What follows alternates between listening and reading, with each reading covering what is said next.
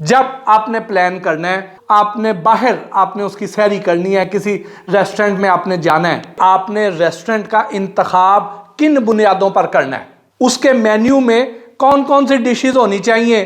कम अज कम आपने 1 घंटे से 1.5 घंटा वहां उस रेस्टोरेंट में गुजारना है। सैरी का मेन्यू मोस्टली हमारा बड़ा न्यूट्रिशियस होता है, उसमें फाइबर भी होता है, उसमें कार्बोहाइड्रेट्स भी होते हैं। तो आपने वो जगह जाना है जहां पर आपको पराठा भी मिले, जहां आपको निहारी मिल जाए, जहां आपको पाए मिल जाए, जहां आपको तवा कीमा मिले, तवा कीमा भी मटन का मिले। कुछ लोग जब इतना ज्यादा ठूंस लेते हैं, उनकी अब साइंस क्या होती है इसके पीछे, वो ये कहते हैं कि देखें कि हमने एक नान खाया है, एक हमने पराठा खाया है, एक हमने पूरी खाई है। उसके पीछे लॉजिक क्या बताते हैं, पराठा है, सहरी से जोर तक ये पराठा चलेगा, उसके बाद ये जोहर से असर तक ये नान चलेगा, असर से मगरिब तक ये पूरियां चलेंगी, तो हमारा सारा दिन बड़ा अच्छा गुजर जाएगा। ओ भैया, ये आपका पेट है, कोई रॉकेट नहीं है।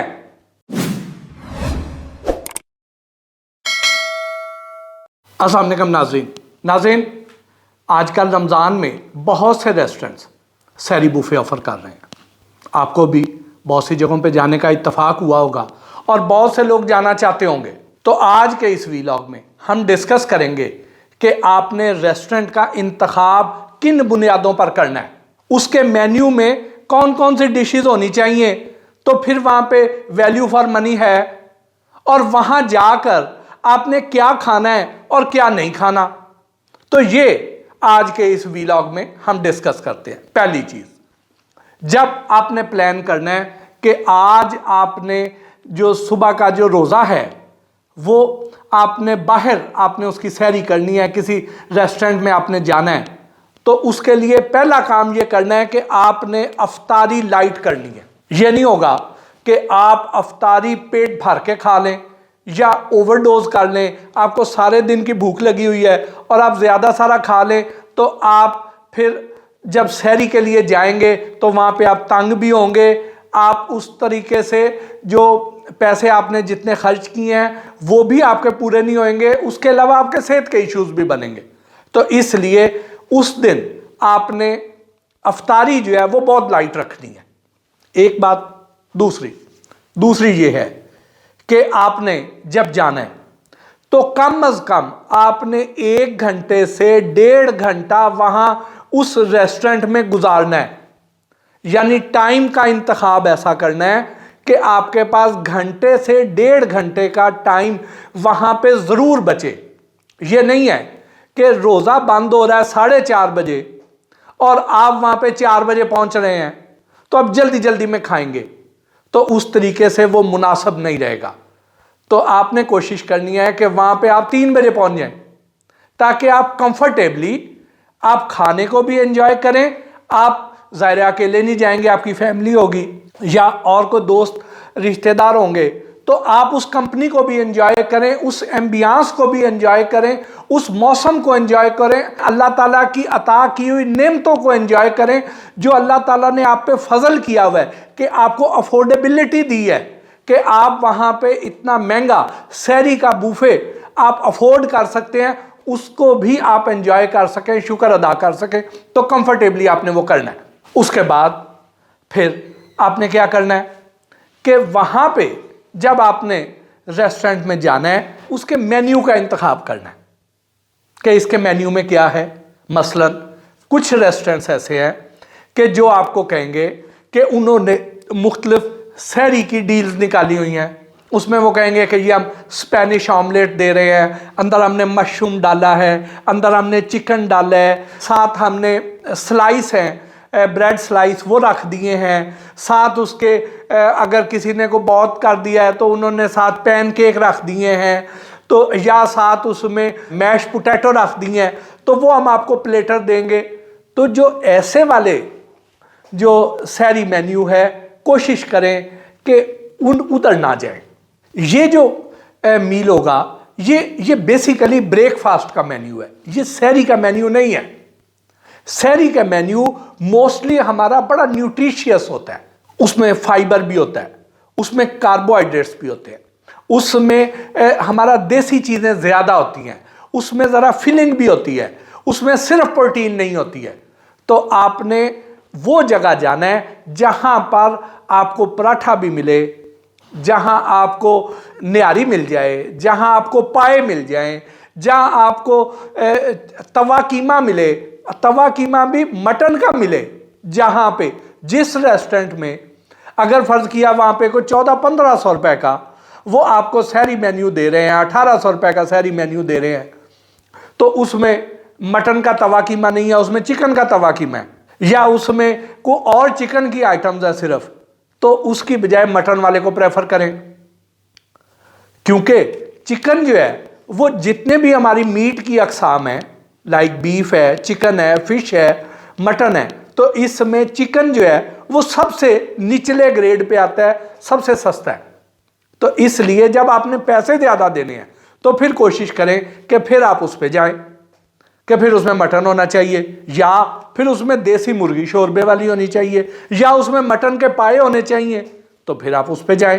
तो आपने मेन्यू की सिलेक्शन ऐसे करनी है। अब आप रेस्टोरेंट में चले गए हैं, रेस्टोरेंट में चले गए हैं और आपने घंटे 1.5 घंटे का मार्जिन भी रख लिया है, तो फिर वहाँ पे जाके आपने क्या करना, वहाँ पे आपने जब खाने की सिलेक्शन करनी है तो कोशिश करनी है आपने कि अगर देसी मुर्गी शोरबे वाली है या पाए हैं तो आप उनको ज़रूर खाएं।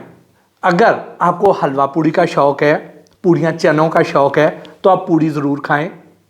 आपको पराठे का शौक़ है, आप पराठा खाएं। वो आलू वाला पराठा भी हो सकता है, वो चिकन वाला पराठा भी हो सकता है, वो सादा पराठा तवा कीमे के साथ भी हो सकता है, वो तंदूरी पराठा भी हो सकता है। लेकिन उसमें आपने जो करना है वो ये करना है कि ये जो पराठे होंगे ये आपने जो उनके सर्विंग डिशेज हैं, जो कौन डिशेज हैं जिसमें उन्होंने डिस्प्ले किए हुए हैं, वहाँ से उठा के नहीं खाने। उसमें क्या हिकमत? उसमें हिकमत ये है कि जब ये पराठे बनाएंगे मुख्तलिफ किस्म के या पूड़ियाँ बनाएंगे तो ये उसमें बुफे डिश में रख देंगे और उसके बाद उसको डांप देंगे। अब ये तो गरम गरम आए हैं, उसके बाद इसमें से भाप निकलेगी, अंदर स्टीम डिपॉजिट होगी, स्टीम डिपॉजिट होगी, वो इसके अंदर जमा हो जाएगी। अब वो इसके अंदर जमा हो जाएगी, ये क्रंची नहीं रहेंगे, ये सौगी सौगी हो जाएंगे, इसके अंदर वो स्टीम इकट्ठी होएगी तो इसका वेट बढ़ जाएगा, ये आप कम खा सकेंगे।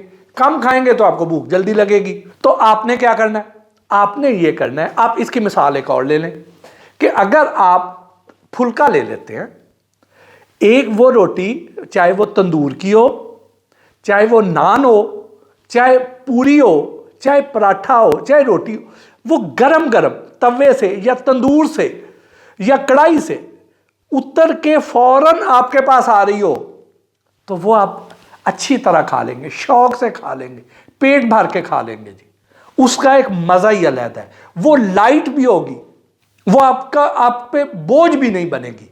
तो आपने ये करना है काम, ये नहीं करना आपने कि वहाँ से उस डिश में से उठाई हुई नहीं है, वहाँ पे लाइव स्टेशन है, बन रहा है, 5 मिनट वेट करें, आपके पास 1.5 घंटे का टाइम है, आप वेट करें, उसको कहें कि ये गरम गरम फूली हुई पूड़ी दें और ये यहाँ पे रखें, वो फिर आप चनों के साथ खाएं। या उसे कहें कि मुझे ये जो पराठा आप बना रहे हो ये मुझे गरम गरम उतार के डायरेक्ट मेरी प्लेट में रखें और फिर वो खाएं। कुलचा या अगर गरम गरम ले और वो देसी मुर्गी के साथ खाएं। और ये भी नहीं करना कि सिर्फ शोरबे में डिप कर करके खा लें। हाँ, जिनके दांतों का मसला है, जो नहीं खा सकते हैं, वो अलग बात, लेकिन आपने वहाँ पे फिर मीट को भी लेना है, वो भी आपने खाना है, और बड़ी अच्छी गली हुई मिल जाती है, ऐसा नहीं होता।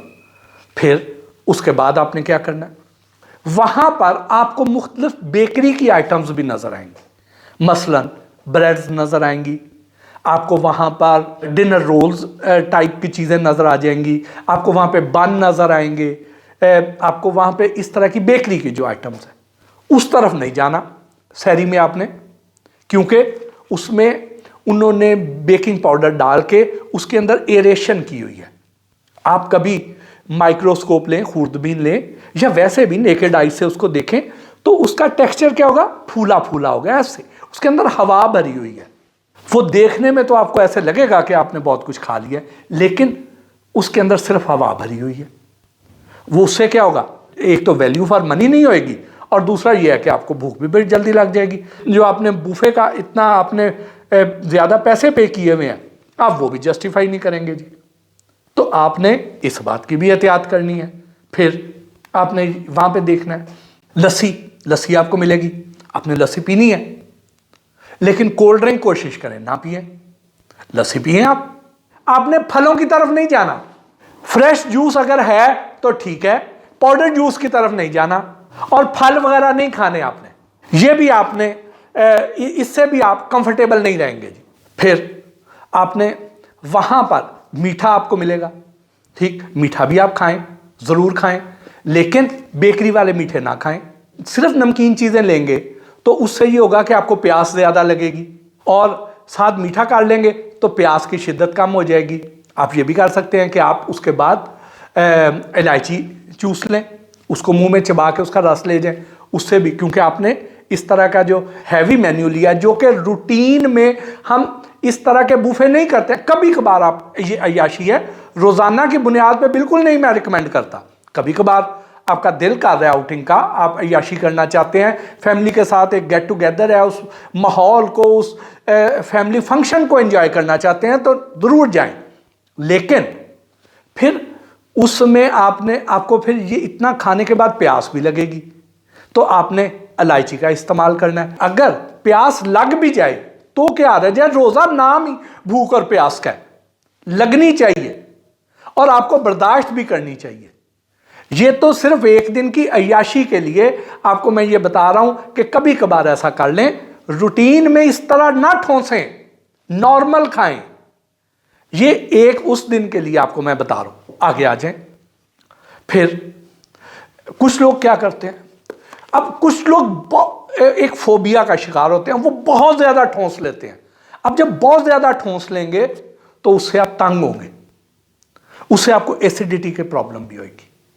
उसके बाद फिर कुछ लोगों ने जाके सो जाना होता है, तो उसने तो डाइजेशन में टाइम लेना है, तो इसलिए इत्दाल के साथ खाएं, लेकिन सुथरा खाएं। गैर जरूरी चीजें या ऐसी चीजें जिनकी वो अफादियत नहीं है, उस तरफ ना जाएं। फायदे वाली चीज खाएं और अपने आप को भी कंफर्टेबल रखें, क्योंकि कुछ लोग जब इतना ज्यादा ठूंस लेते हैं तो उनकी अब साइंस क्या होती है इसके पीछे, वो क्या सोचते हैं, वो ये कहते हैं कि देखें कि हमने एक नान खाया है, एक हमने पराठा खाया है, एक हमने पूरी खाई है या 2 पूरियां खा ली हैं। अब वो ये उसके पीछे लॉजिक क्या बताते हैं, वो कहते हैं कि ये जो पराठा है ये चलेगा जोहर तक, सहरी से जोहर तक ये पराठा चलेगा, उसके बाद ये जोहर से असर तक ये नान चलेगा, असर से मगरब तक ये पूरियां चलेंगी, तो हमारा सारा दिन बड़ा अच्छा गुजर जाएगा। ओ भैया, ये आपका पेट है, कोई रॉकेट नहीं है कि आपने ये सारा कुछ खा लिया और इसने बारी बारी मैदे में सप्लाई होना है और फिर वहां पे इसने डाइजेस्ट होना है। तो भाई ये आपका मैदा ऐसा काम नहीं करता, वहां पे एक ही दफा डाइजेशन शुरू होनी है। जब आप उस पर बहुत ज्यादा लोड डाल देंगे तो वो भी थक जाएगा, वो भी हाँफने लग पड़ेगा। तो इसलिए बड़े तरीके से खाएं। इसके साथ ही आज के इस वीलॉग से अपने मेज़बान मोहसिन भट्टी को इजाज़त दीजिए। अल्लाह ने के बाद।